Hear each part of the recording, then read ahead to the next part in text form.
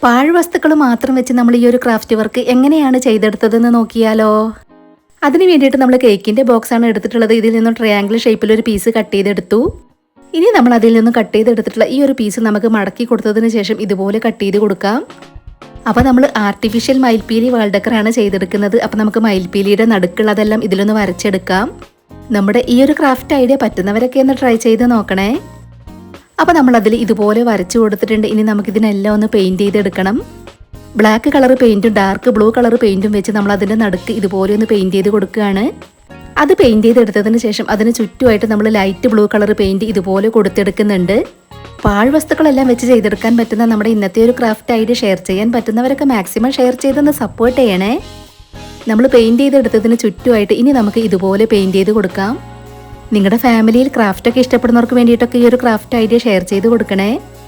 അപ്പോൾ നമ്മളത് ഇതുപോലെ പെയിൻറ്റ് ചെയ്തെടുത്തിട്ടുണ്ട്. ഇനി നമുക്കിതിൻ്റെ മുകളിൽ ഗോൾഡൻ കളർ പെയിൻറ്റ് ഇതുപോലെ ഒന്ന് കൊടുത്തെടുക്കാം.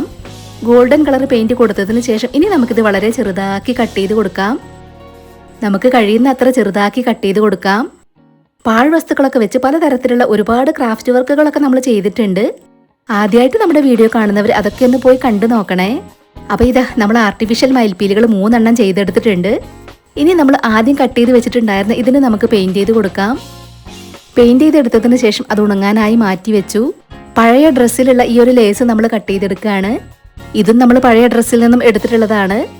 പിന്നീട് നമ്മൾ ഈ ലേസ് ട്രയാങ്കിൾ ഷേപ്പിന് ചുറ്റുമായിട്ട് ഒട്ടിച്ചെടുത്തു.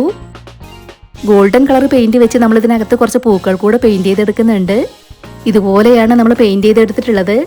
പിന്നീട് നമ്മൾ കുറച്ച് കട്ടിയുള്ള ബ്ലാക്ക് കളർ നൂലാണ് എടുത്തിട്ടുള്ളത്. ഇതിൽ നിന്നും ഒരു പീസ് കുറച്ച് വലുതും 2 പീസുകൾ ഒരേ വലുപ്പത്തിലുള്ളതും നമ്മൾ കട്ട് ചെയ്തെടുത്തു. അതിൽ നമ്മൾ തെർമോക്കോൾ ബാൾസും കൂടെ ഇതുപോലെ ഒന്ന് കോർത്തെടുക്കുന്നുണ്ട്. നമ്മൾ കട്ട് ചെയ്ത് വെച്ചിട്ടുണ്ടായിരുന്ന 3 നൂലിൻ്റെ പീസിലും നമ്മൾ ഇതുപോലെ കോർത്തെടുത്തു. ഇതിൽ നമ്മൾ ചുമരിൽ തൂക്കിയിടാനുള്ളത് ഇതുപോലെ ഒട്ടിച്ചെടുത്തിട്ടുണ്ട്. ഇനി നമുക്ക് ആ 3 നൂലുകളും ഇതിലേക്ക് ഒട്ടിച്ചു കൊടുക്കാം. നൂലുകൾ അതിലേക്ക് ഒട്ടിച്ചെടുത്തതിന് ശേഷം ചെറിയ കാർഡ്ബോർഡിൻ്റെ പീസ് അതിൻ്റെ മുകളിലായിട്ട് ഒട്ടിച്ചു കൊടുക്കുന്നുണ്ട്. ഈ ഒരു ക്രാഫ്റ്റ് വർക്കിനെ കുറിച്ചിട്ടുള്ള നിങ്ങളുടെ അഭിപ്രായങ്ങളെല്ലാം കമൻറ്റ് ബോക്സിൽ പറയണേ. നൂലിൻ്റെ ഒരു ഭാഗം നമ്മുടെ ആർട്ടിഫിഷ്യൽ മയിൽപ്പീലിയിലേക്ക് ഇതുപോലെ ഒട്ടിച്ചെടുക്കണം. നൂല് ഒട്ടിച്ചെടുത്തതിന് ശേഷം അതിന് മുകളിലും നമ്മൾ ചെറിയ കാർഡ്ബോർഡ് പീസുകൾ ഒട്ടിച്ചു കൊടുക്കണം. അപ്പോൾ ഈ ഒരു ക്രാഫ്റ്റ് വർക്ക് നിങ്ങൾക്ക് ഇഷ്ടമായിട്ടുണ്ടെങ്കിൽ തീർച്ചയായിട്ടും ഒരു ലൈക്ക് തരണേ. ഇതുപോലത്തെ ക്രാഫ്റ്റ് ഐഡിയകളൊക്കെ കാണാൻ ഇഷ്ടമുള്ളവർ നമ്മുടെ കൂടെ കൂടാൻ മറന്നു പോകരുതേ. അപ്പോൾ നമ്മുടെ ഇന്നത്തെ വീഡിയോ ഇത്രയേ ഉള്ളൂ. ഉടൻ തന്നെ ഇതിലും അടിപൊളിയായിട്ടുള്ള മറ്റൊരു വീഡിയോയുമായി വരാം. ബൈ.